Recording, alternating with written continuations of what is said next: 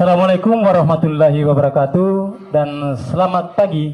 Semangat pagi juga kepada seluruh peserta didik baru SMK Negeri 2 Kendari yang hari ini berada di rumah.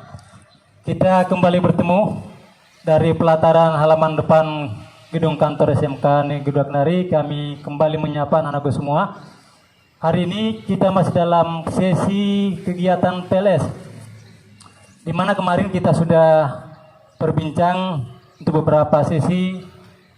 Di video pertama kita ketemu dengan beberapa wakil kepala sekolah dan anak-anakku semua sudah mendengarkan beberapa materi yang disampaikan oleh wakil kepala sekolah kita.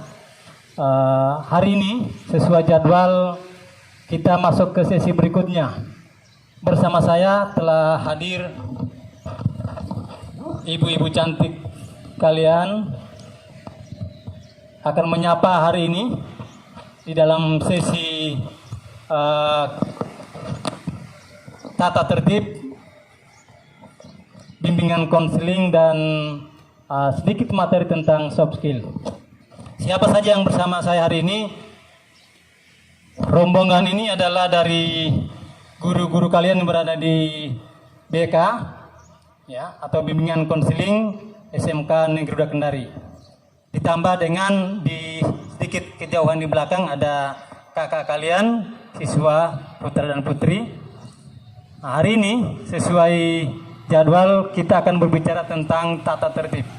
Mudah-mudahan ini informasi yang kami sampaikan akan memberikan gambaran jelas kepada anak-anakku semua seperti apa tata tertib yang ada di sekolah ini, yang berlangsung di sekolah ini untuk saat ini dan setelah kalian akan menjalani proses pembelajaran. Mudah-mudahan kalian semua bisa sampai selesai dengan menyelesaikan pendidikan di sini dengan baik. Dengan cuaca yang sedikit gerimis, semangatnya jangan kurang anak-anak ya. Kami juga di sini masih semangat mendampingi anak-anak semua. Kita akan menyesuaikan kondisi cuaca ini. Apakah kami akan bergeser atau seperti apa ya nanti.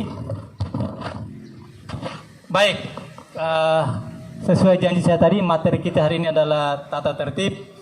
Nah, di samping kanan saya ada salah seorang guru BK. Beliau adalah, saya perkenalkan saja, Ibu Islah. Panggilan hari-harinya Ibu Islah ya. Mungkin bisa dibuka maskernya Ibu, biar kelihatan. Ya, hai dulu anak-anaknya ya.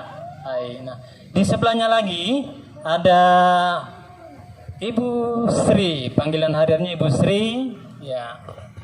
Di hai dulu ya, bisa kelihatan wajahnya.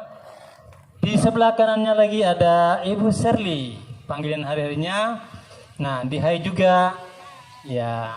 Oke. Di kanannya lagi ibu kita, ya ini yang paling tengah, yang paling kurus mungkin ini, ya Ibu Linda Kahar. Di hai. Nah, sebelahnya lagi ada ibu kita, Ibu Senang. Ya ini senang terus, ya dimanapun berada, kapanpun situasinya senang terus. Di sebelah kanannya kembali ada cewek cantik kita. Ya, ini siapa yang naksir anak-anakku semua? Nih, gadisnya. Siapa namanya? Reski katanya ya. Salam kenal anak-anakku dengan Bu Reski. Di sebelah kanannya lagi ada ibu lagi, Ibu Artitin. Ya, di hai. Iya. Nah, di paling ujung di depan saya nih, laki-laki yang paling ganteng. Nah, nih Pak Usman, di hai juga. Nah, inilah skuadron BK yang akan nanti mendampingi anak-anakku semua di dalam kegiatan-kegiatan di sekolah. Mudah-mudahan keberadaan mereka bisa mendukung kegiatan anak-anakku semua selama berada di sini. Baik, kita masuk ke paparan apa saja yang perlu kalian ketahui tentang BK kita. Nah, saya akan dialog. Nah, karena anak-anak tidak bisa dialog, saya mungkin harus dialog dengan tim yang ada di sini. Saya ingin langsung ke penanggung jawab kegiatan di BK. Ada koordinatornya yang paling cantik, yang paling langsing di sini, Ibu Linda Kahar. Nah, Bu Linda silakan memberikan penjelasan kepada anak-anak kita yang baru bergabung di SMK Negeri Kendari, seperti apa tata kelola pelaksanaan tata tertib kita di sekolah. Ada beberapa hal yang perlu disampaikan, ya. Nanti silakan disimak baik-baik. Nanti kurangnya seperti apa nanti bisa anak-anak semua ketahui setelah kita tatap muka, apabila sudah saatnya kita tatap muka. Mari Ibu Linda silakan menyampaikan. Ya, baik, terima kasih Bapak Kepala Sekolah SMK Negeri 2 Kendari. Assalamualaikum anak-anakku semua.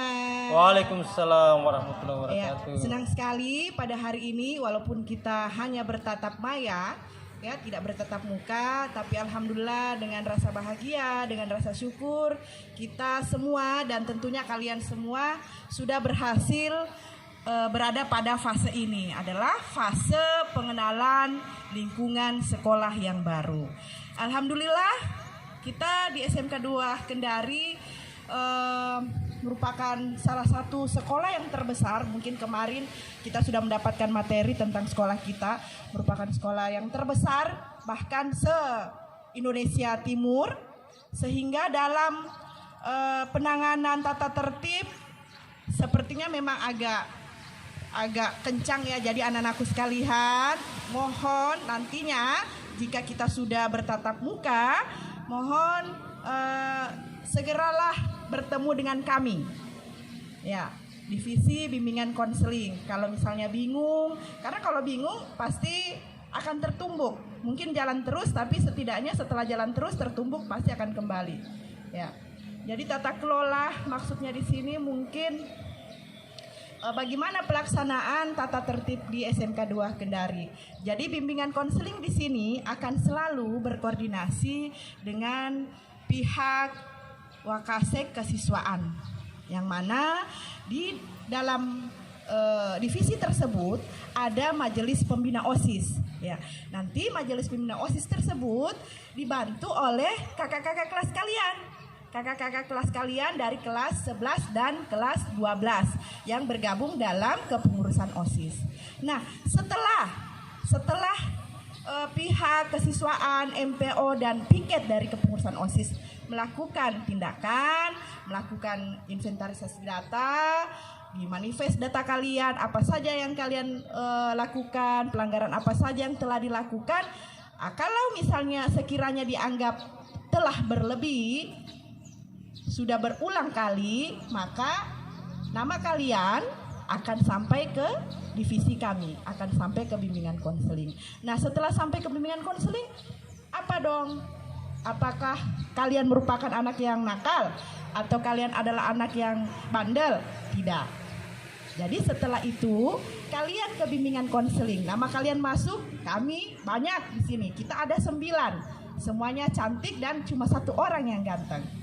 Ya, jadi kita ada bersembilan di sini, sehingga nantinya anak-anakku sekalian akan ditemani, akan didampingi oleh ibu guru yang cantik dan ganteng.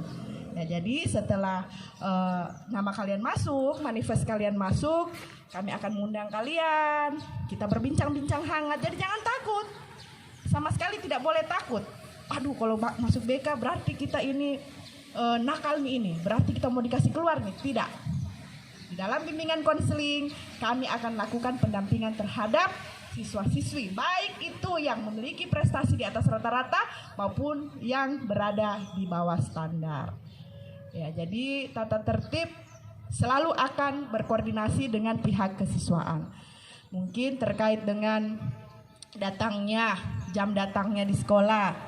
Setelah itu pakaiannya, mungkin anak-anakku sekalian sudah bisa melihat dari kejauhan ada kakak-kakak kelas kalian ini sampelnya, contohnya pakaiannya, roda gilanya ada di sebelah kiri dan lambang kelasnya ada di sebelah kanan. Lalu merah putihnya, lambang bendera merah putih berada di atas saku, baju kalian.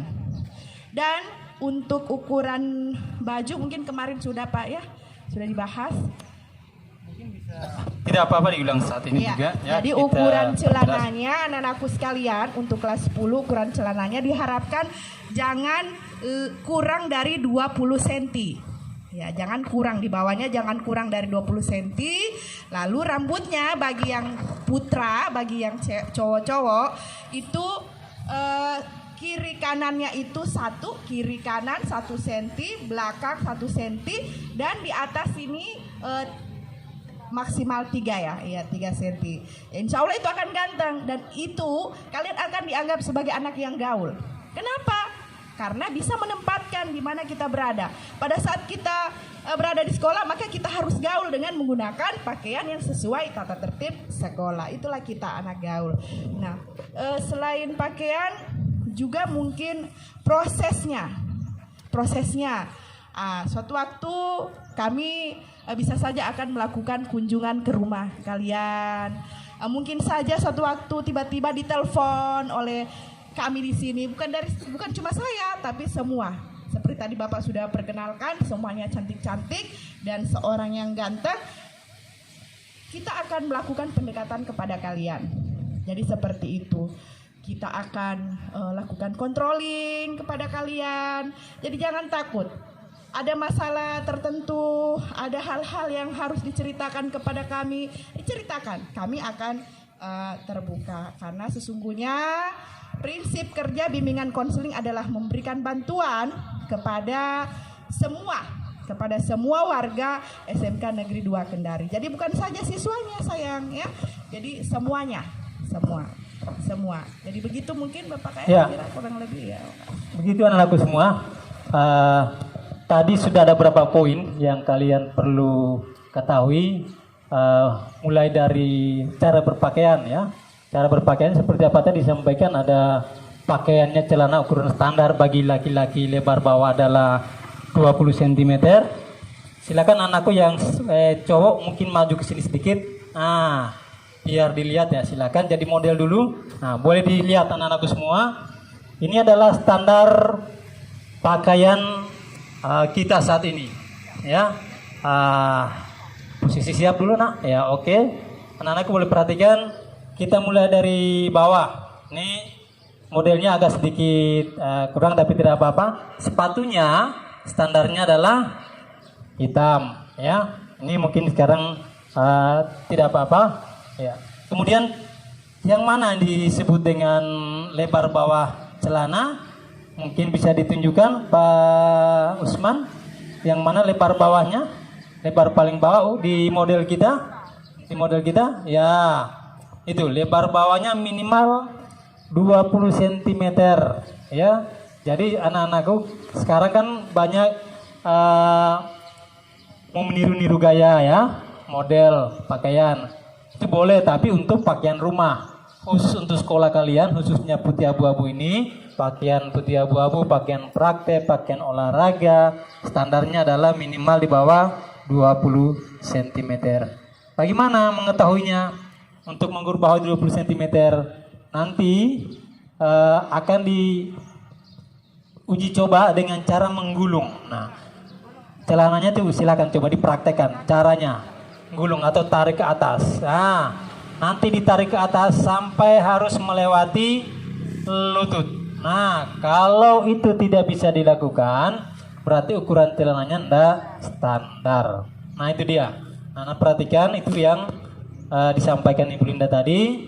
Nah, kemudian ke atas sedikit, itu kita pakai ikat pinggang, ya, warna hitam. Ukurannya tidak boleh berukuran besar bagian depan kepala tali pinggangnya. Kenapa? Karena itu juga berbahaya ya, bisa digunakan untuk hal-hal yang negatif. Ke atas sedikit ada celah bajunya. Nah, ini yang khas anak-anak semua, khas bagi sekolah kita. Kita memiliki lambang atau atribut lokasi sekolah yang sudah standar. Kiri ya, hadap kanan ya, hadap kanan kemana? Hadap ke Pak Usman. Sebelah kiri, lengan kiri itu ada lambang lokasi SMK yang logonya sebelah kiri, SMK Negeri 2 Kendari. Nah, di kanan, sebelah kanan lengan kanan balik kiri ya. Nah, ini ada lambang tingkat. Nah, lambang tingkat ini juga di sekolah lain ada. Khusus kita juga ada seperti ini lambang tingkat. Ya, menghadap ke depan. Di dada sebelah kiri merah putih. Dengan logo di bawahnya di kantong OSIS untuk SMA ya, warna coklat. Kemudian berdasi. Nah, berdasi dengan lambang dasinya lambang SMK. Nah, itu dia kelihatannya lambang SMK. Kemudian ke atas ada petnya, topi petnya ya. Khusus juga ya, khas SMK Negeri 2 Kendari. Di depannya ada logo SMK Negeri 2 Kendari. Kemudian di sebelah kiri balik kiri ada tulisan SMK Negeri 2 Kendari ya. Nah, nih balik ya, kanan ada apa nih? Ada juga. Nah, ternyata kiri dan kanan tulisannya ya. Nah, siap kembali. Nah, itu standar pakaian kalian untuk putih abu-abu. Yang lainnya untuk yang cowok ya, yang cowok untuk pakaian olahraga nanti kalian akan diperkenalkan juga. Kita punya standar yang sama ya untuk setiap tahunnya. Pakaian prakteknya nanti juga akan diperkenalkan oleh jurusan masing-masing. Nah, sekarang kita masih di BK terkait saja dengan tata tertib yang umum ya. Nah, demikian. Terima kasih. Oh ya, lupa untuk ya pertemuan kita di dalam masa Covid ini kita standar ada masker ya, harus pakai masker selalu. Terima kasih nak. Yang putri boleh maju ke depan. Nah, yang diterangkan ibu tadi, nah ini maju ya, menghadap ke depan sama ya. Kita standarnya sama, posisi lambang kiri kanan sama, yang berda putih tidak pakai pit ya. Menggunakan jilbab abu-abu ya, sebahu menutupi dada ya, menutupi dada sebahu seperti itu. Pakaiannya sama putih abu-abu, lipit-lipit seperti ini ya. Rapat ke sepatu ya, rapat ke sepatu, lewati sedikit mata kaki. Nah, itu standar untuk putri dengan tetap menggunakan juga standar protokol kesehatan apabila kita masih dalam status darurat COVID ya. Cukup ya. Nah, oke, silakan kembali ke tempat. Itu yang terkait dengan pakaian kita. Saya mau tanya nih, mewakili siswa, teman-teman di BK. Nah, seandainya anak-anak ada yang terlambat datang ke sekolah. Tadi informasinya jam 7.00 kita sudah belajar ya. PBM sudah belajar 00. Berarti 6.30 paling tidak sudah di sekolah. Nah, saya ingin tahu mewakili anak-anak kita ini di rumah gimana. Kalau ada yang terlambat datang setelah pukul 7, seperti apa prosedur penanganan tata tertib kita, biar anak-anak tahu siapa saja yang dikategorikan terlambat, seperti apa istilah terlambat kita di sini, ya, dan bagaimana penanganan prosedur penanganannya. Nah, silakan siapa saja, Ibu Shirley atau Ibu Isla, mungkin silakan, ya, Ibu Isla, ya, Ibu Isla dengan Ibu Isla. Seperti apa prosedur penanganan terlambatnya dan jam berapa saja dikategorikan terlambat? Silakan Bu Isla. Terima kasih. Assalamualaikum warahmatullahi wabarakatuh. Waalaikumsalam. Untuk kategori terlambat itu ada 3 bagian. Yang pertama itu adalah yang melewati 7.00 hingga 7.15. Nah, itu 7.00 sampai 7.15 biasanya dikumpulkan, dibedakan, dipisahkan, kemudian mereka didata, dan setelah itu mengambil saja sampah yang ada yang mereka lewati, kemudian masuk ke kelas. Kemudian ada lagi 7.15, kategori 2, 7.15 sampai 7.30. Yang di situ siswa didata, kemudian datanya itu apabila sudah lebih dari 2 kali, mereka akan dilakukan panggilan orang tua untuk mengetahui alasan mengapa anak ini terlambat datang ke sekolah. Kemudian yang paling parah itu adalah 7.30 ke atas. Nah, itu kategori 3. Kategori 3 ini biasanya akan didahului oleh tim MPO, diberikan sedikit pemahaman dan pengarahan dari MPO. Setelah dari MPO baru dilimpahkan ke bimbingan konseling. Semua siswa yang kategori 1, 2, atau 3 apabila dia sudah melewati batas, tetap prosedurnya adalah kami akan melakukan panggilan kepada orang tua. Itu yang pertama. Kemudian yang kedua adalah melakukan konseling kepada anak-anak itu sendiri.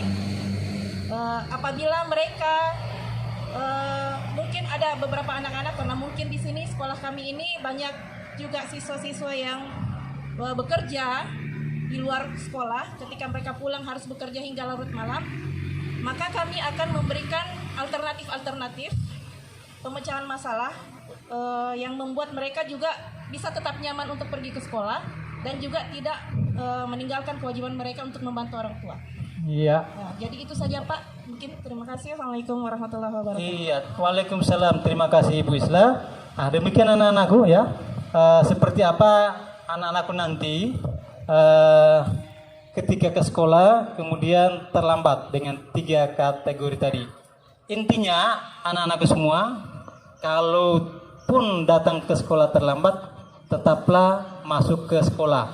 Jangan tinggal di luar lingkungan sekolah ya. Sekolah kalian ini adalah tempat pembinaan ya. Jadi silakan nanti tinggal mengikuti proses bimbingan seperti apa yang sesuai dengan tata tertib. Nah, kemarin disampaikan oleh Wakasek Kesiswaan ya, mungkin masih diingat di video kemarin, bahwa tidak ada pelanggaran yang gratis. Maksudnya bahwa anak-anakku selalu akan diberikan pendampingan, bimbingan seperti apa menangani sanksi-sanksi yang ada untuk kalian. Saya kira itu informasi selanjutnya ya, selain tata tertib yang kita bicarakan ini, tadi sudah bagaimana terlambat. Nah sekarang yang mewakili anak-anakku lagi yang lain, bunda-bunda, seperti apa cara BK menangani prosedur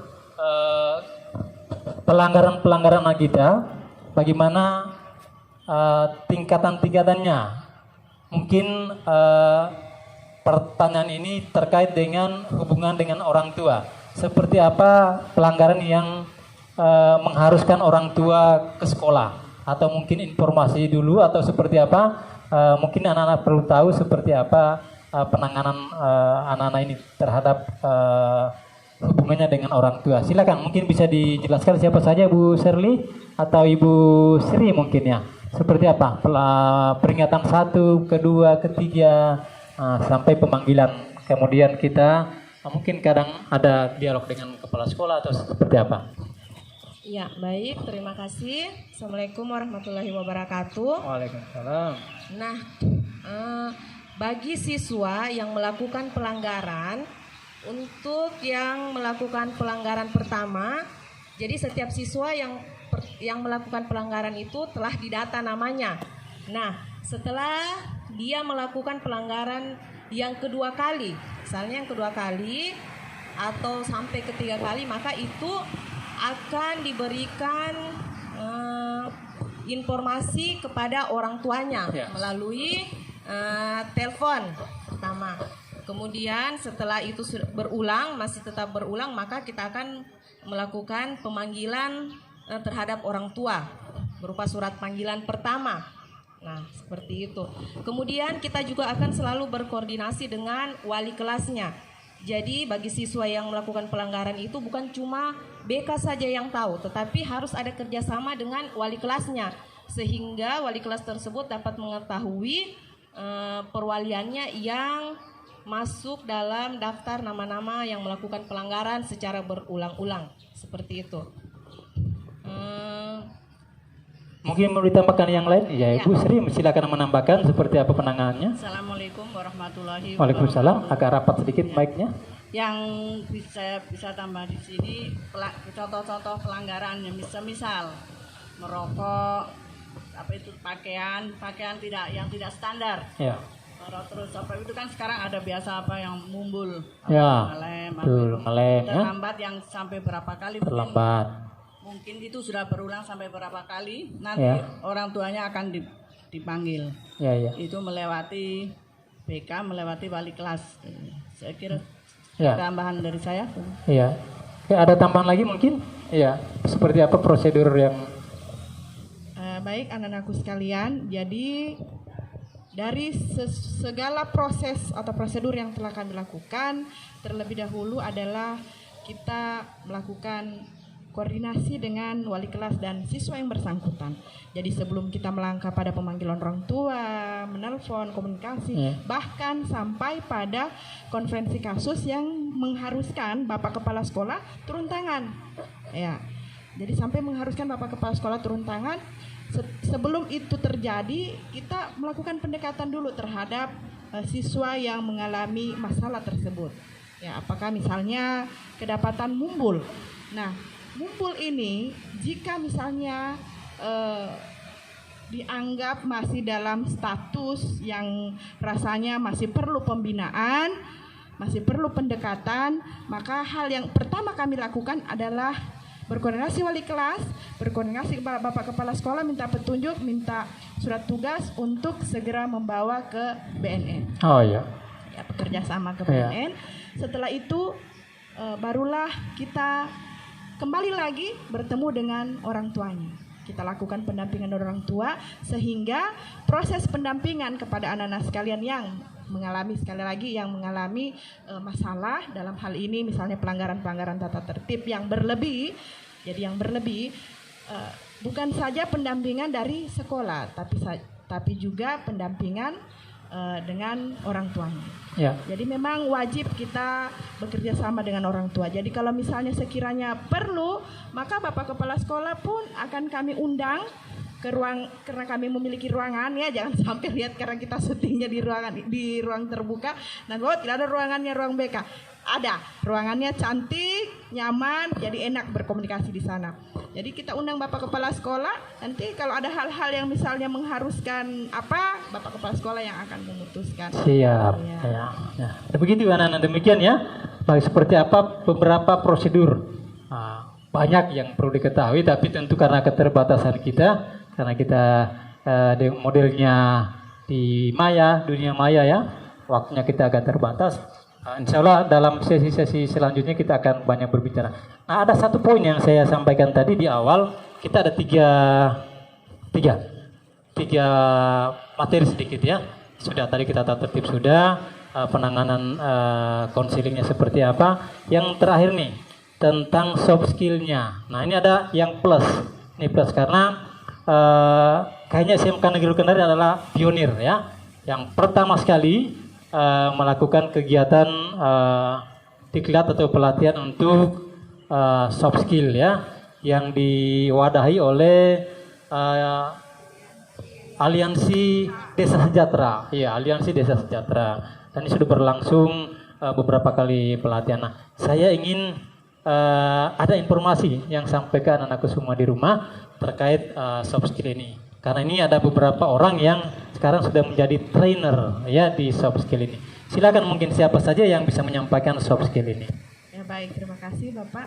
Ya alhamdulillah anak-anakku sekalian, di SMK Negeri 2 Kendari kita sangat bersyukur karena ditunjuk menjadi pionir. Betul sekali Bapak Kepala Sekolah bahwa kita menjadi pionir, menjadi yang pertama